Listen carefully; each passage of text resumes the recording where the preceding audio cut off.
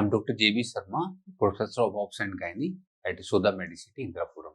So today we'll be discussing in two classes. We'll discuss endoscopy in obstetrics and gynecology. So first of all, we'll discuss the role of hysteroscopy in obs gynae generally and ART in particular. So what is hysteroscopy? Hysteroscopy is an endoscope used to visualize the uterine cavity and to perform various intrauterine procedures. It was introduced by 1869 by Pentadian and minimal invasive procedure, day care, office procedure. It is done during pre-ovulatory phase when endometrium is thin and bleeding is likely to be minimal. And different distension media are used for it, and they have their own advantage disadvantage. We'll be discussing. What are the key components of a hysteroscope system? It has got a monitor on which we can see the findings, telescope again to magnify things, video camera, cold light source. It is important that we use cold light source, not hot. Operating sheaths and distension media. All these are important, and this is the various things are shown in this picture. You can see the television screen on which we can see the things and the various other instruments and part which we'll be discussing in this thing. So usually we use rigid endoscope, though flexible endoscopes are also available, and based on glass lenses alternating between air spaces. So together they make up the image transmission system. So that is how the image transfer that is used in both like laparoscope as well as hysteroscope. The surrounding optical components are fiber optic bundles. So we use fiber optic bundles for it. And John Hopkins replaced cylindrical lenses for spherical ones and reduced optical aberration. So we got better view is there. And these are the various parts of an endoscope: the eyepiece, barrel or shaft, which is about 30 centimeter in length, and objective lens. Ideal optics subtends an angle of approximately 105 degrees. So you can see that the hysteroscope is shown in this picture, and this is the operating hysteroscope, and that's the diagnostic hysteroscope. So we can use, and sometimes we have got a side portal through which we can take biopsy and other things we'll be discussing. So flexible endoscopes are also available, though they are less used. Optical fibers for light transmission, integrated fluid channel for delivery of media, 3.5 millimeter outer diameter, and locking mechanism is there. And there is a deflectable distal tip which can be angled up to 90 degree. Working length is 240 millimeter, that means 24 centimeter. Virtually any point within the uterine cavity can be inspected with it. That's the advantage of flexible endoscope. So this is the flexible endoscope. It is flexible, moves. But generally, we tend to use the operating like rigid endoscopes are more commonly used. There is a trophyscope, that is a Campo compact hysteroscope. The diameter of scope is only 2.9 mm. Single flow diagnostic hysteroscope or as a continuous flow operating hysteroscope is used. And there are two types of sheath: continuous flow sheath, which is diameter of 3.7 mm, and continuous flow operating sheath with a 5 French working channel, outer diameter 4.4 millimeter. So these are the various. You can see the hysteroscope here with the sheath in it, outer sheath on it. Then the angulation of scope, using 0 degree and telescopes or hysteroscopes are used, which give better panoramic view, and they are best for diagnostic purposes. But angled one, 12 to 15 degree angle, usually 50 or 25 to 30 degrees sometimes, they are more extreme. For oblique view, they increase the tendency of instrument to leave the visual field on full extension. So they are more useful for operating hysteroscopy. So diagnostic hysteroscope we can do with 0 degree also, but usually operating hysteroscopy we tend to do with 25 to 30 degree or minimum 15 degree telescope. So this is what ultimately we will be seeing. And again, same thing, rigid endoscope optics when 0 degree hysteroscopy is used. So now what are the indications of hysteroscopy? So we have got diagnostic indication, therapeutic indication. Diagnostic indication of hysteroscopy are persistent thin endometrium, ultrasound detected uterine pathology, abnormal hysterosalpingographic finding, recurrent pregnancy loss, recurrent implantation failure. So these are important indications. In fact, if there have been 3 miscarriages or 3 implantation failure, we should do a hysteroscope to find out some local cause in the endometrium. That like in India, tuberculosis is also an important cause. Septa, other melanoma we'll be discussing in time.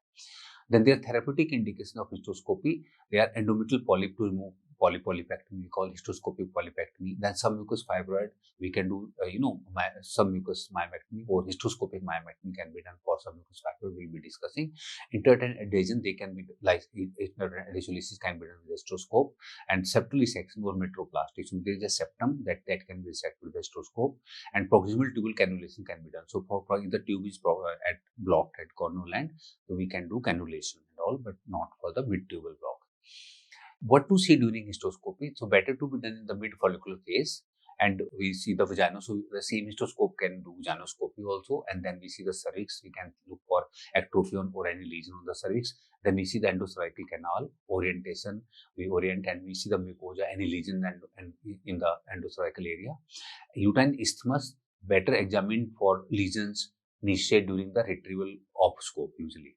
Like if sometimes there is a niche there, especially in previous year section, then we can see that we call it isthmosil also. Then uterine cavity, we see the shape, size, tubal ostia, any lesions in the endometrium. This is the most important indication. And then the phases of endometrium can also be seen by hysteroscope. We can see the thickness of the glands, vessels, inflammatory pattern, if any, and any sign of atypia or malignancy is also seen. So it can be varied discussion. So this is a slide of normal endometrium. We can see how it is seen on histopath examination on the first two slides, and the right hand side we can see the endometrium. And usually, if you see in this case, there at the white arrow we can see endometrial glands are there, and then red arrow will in this case it shows the endometrial vessel. So we can see the endometrial vessel, we can see endometrial glands in a normal this thing, and stromal cells fill the space between glands and vessels. And we can see one ostia also in this slide. In this case, yeah, this is the opening of the tube. Normal endometrium, diagnostic hysteroscopy of normal endometrium at different phases of the menstrual cycle. So this varies actually. If you are doing proliferative phase, then we have early proliferative, thin and disorganized, few gland orifices and petechia are seen. If you see the mid proliferative phase, then we have to, like in this case, so this is slightly thicker pinkish with physiological edema is there. This is the in mid proliferative phase. If you do late proliferative phase, in this case, then slightly less thick due to subsided edema, yellowish pinkish color is there.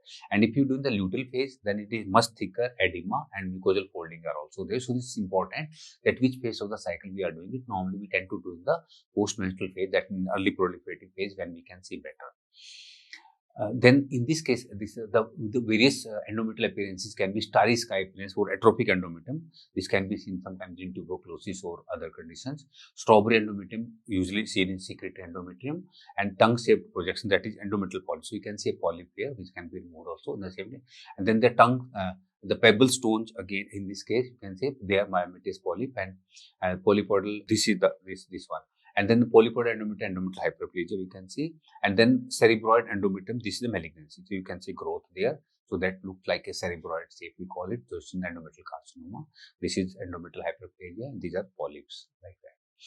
So then adenomyotic endometrium sometimes can be seen. So consensually accepted signs for adenomyosis are the deposed base pattern, focal defects in atrophic endometrium, we can say there are focal defects there, and then the focal is surrounded by strawberry type of aspects, and then the fibrous cystic appearance of intrauterine lesions can be seen, hypervascularities can be seen, and there is some mucosal hemorrhagic cyst sometimes, and which can be punctured also, and then you can see blue color coming out from them. This one. Right. So these are small blue color lesions.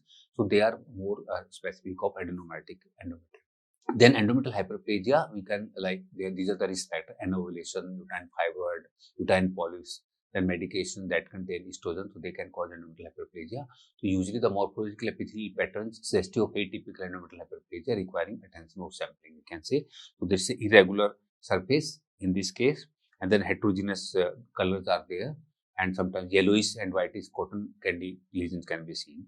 And when we do endometrial resection, we can say friable hemorrhagic tissue, both at hysteroscopic manipulation and macroscopy. So we can see this one. So we have resected it, so that in endometrial hyperplasia. And in histopathologically, endometrial hyperplasia can be like in proliferative endometrial hyperplasia without atypia, that is a normal finding, in which we can see.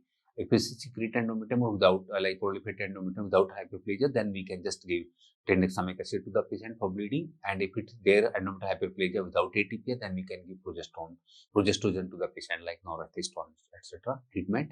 And if there is endometrial hyperplasia with atypia on histopathy, then patient needs hysterectomy with or without bilateral hysterectomy. And if there is endometrial carcinoma, then of course complete treatment of endometrial carcinoma is done, as we will discuss in that cancer chapter. Now, this is the inflammatory endometrium. Classical acknowledged signs for endometrial inflammation are micropolyps. Like we can see small micropolyps, they have a sign of endometrial basically inflammation. Strawberry aspect can be seen. You can see the hyperemia basically.